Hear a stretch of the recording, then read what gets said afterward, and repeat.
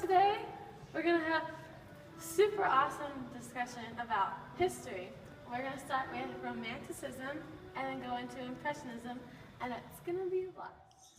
In order to fully understand the impact that Romanticism and Impressionism had, it is important to look back at the earliest forms of artwork and understand why humans began to express themselves in a visual form of communication. Approximately 100,000 years ago, humans in South Africa started making necklaces out of beads and stones. These were made to show wealth and honor, and distinguish individuals amongst themselves. After that, art took on a more emotional form in the first drawings and paintings. Humans that lived about 20,000 years ago used cave walls to depict stories and draw animals or other things they encountered.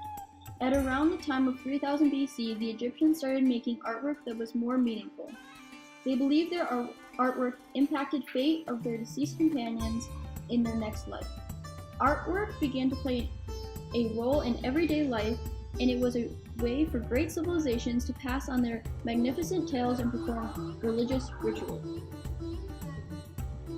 During 1600 BC, Greek artists focused on individuals and their physical appearances.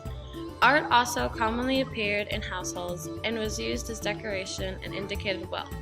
A lot of change occurred over the next millennium, but artwork did not alter too dramatically. However, during the time of medieval Europe, painting started to become strictly two-dimensional and focused on religion. This was during the Reformation, and artists tended to depict religious leaders and the conflicts occurring among them. After that time period, around the 15th century, the Renaissance began to take place and art became the leading factor in this cultural and intellectual movement. Painters and sculptors tended to portray divine images and incorporate emotion in their creations.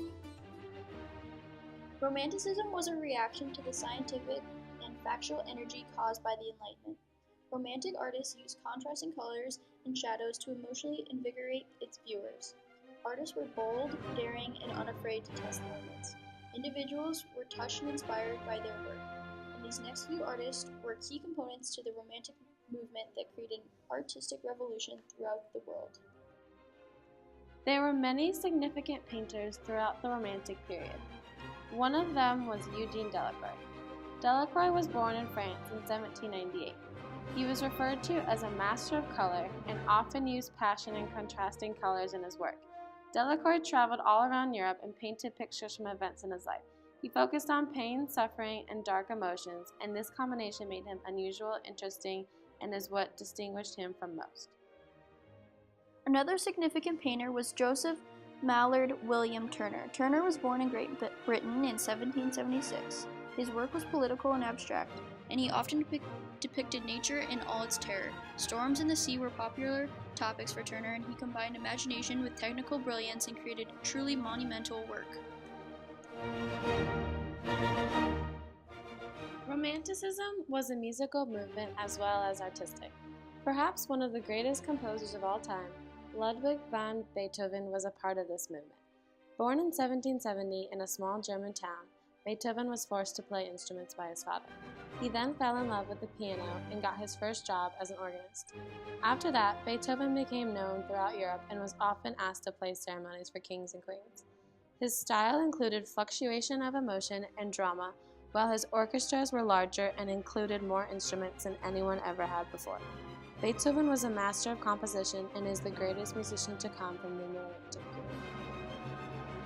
Music and art were not the only things that changed during this time period. The Romantic movement affected writers and poets as well. Sir Walter Scott was a famous novelist that came out of the Romantic period. Born in Scotland, Walter was born into a wealthy family, but grew up exposed to peasants in their harsh life. In his work, Scott captured the harsh reality the peasants face and wrote about them sympathetically. The Waverley novels, The Lady of the Lake, and Ivanhoe all depict these themes. Scott discussed the struggle among clashing groups as they fought violently for their beliefs. His use of emotion and ability to captivate readers' attention is what made him so successful. Victor Hugo was also a large contributor to the Romantic movement. Hugo was a novelist, poet, and playwright. In the first decade of his career, he mastered his innovative ideas in Notre Dame de Paris, or The Hunchback of Notre Dame. Later, inspired by the devastation of his daughter's death and the rising tension in Paris, Hugo embarked on a story that would later be known as Les Miserables. Respected and revered by the French as a great poet, Hugo's work captured drama and raw emotion and embraced the fundamental ideas of Romanticism. Jacob Grimm and William Grimm were born in Germany in 1785 and 1786. The brothers were fascinated by Germany and its culture and liked to collect fairy tales. The brothers turned their hobby into an occupation. Their first book was such a success that the brothers decided to publish another volume with more stories. This carried on for 6 more editions until the Grimm brothers had 200 stories. Readers everywhere loved that their favorite stories were collected into one work of literature, and the brothers were known as fairy tale experts throughout Germany. Their work still influences people to this day. Impressionism is viewed as revolutionary in terms of art history. Started as a rebellion to the conservative views of salons, a small group of artists formed the Society of Anonymous Painters, Sculptors, and Printers. This group's artwork was criticized, and people often said it was merely an impression of a picture rather than actual artwork. This term was then used when referred to the group of painters who used quick brushstrokes and vague images to provide an effortless form of art. The following people contributed greatly to this movement. One of the most influential painters of this era was Claude Monet. Born in 1840 in Paris, Monet was successful at a very young age. As he advanced in his career, Monet helped found the group that started the movement of Impressionism. Monet, along with Renoir and Pissarro, worked to create the first exhibition of Impressionism artwork. Monet in particular often painted landscapes and focused on capturing natural light and color in defiance to the harsh and conservative classical critics of the time. Pierre-Auguste Renoir was another fantastic artist, a part of the era of Impressionism. Renoir tended to paint scenes of urban life, mostly in his home of Paris. Inspired by the colors and beauty of nature as well as life itself, Renoir was well known for his portraits that had a warm and bright feeling. He was among the first Impressionist artists and inspired other artists with his paintings that portrayed everyday life and made it seem extraordinary. Mary Cassatt was a talented Impressionist who was born in Pennsylvania in 1844 but spent most of her life in Paris. As an artist, Cassatt often depicted high-class individuals. She was focused on joyous fleeting moments and attempted to capture these particular emotions in her work. Cassatt worked to maintain the effortless style associated with Impressionism, and her paintings convey the important yet often overlooked wonderful moments in life. Camille Pissarro was another contributing artist. Born in the Virgin Islands in 1930, Pissarro moved to Paris for his adult life, joining Monet and Renoir. He worked to perfect the ideas of Impressionism. Living outside of Paris, Pissarro drew inspiration from the French countryside and portrayed the simple beauty of nature itself.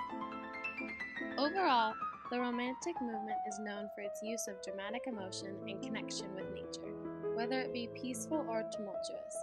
Artists worked tirelessly to create this new style and truly romanticize the crude urban life of modern. Impressionism was successful despite its rough beginnings, going against traditional artistic establishments, including popular salons. Criticized at first, these artists revolutionized modern art and paved the way for future movements and inspired artists as well as individuals everywhere. Both movements contributed greatly to history as well as society itself.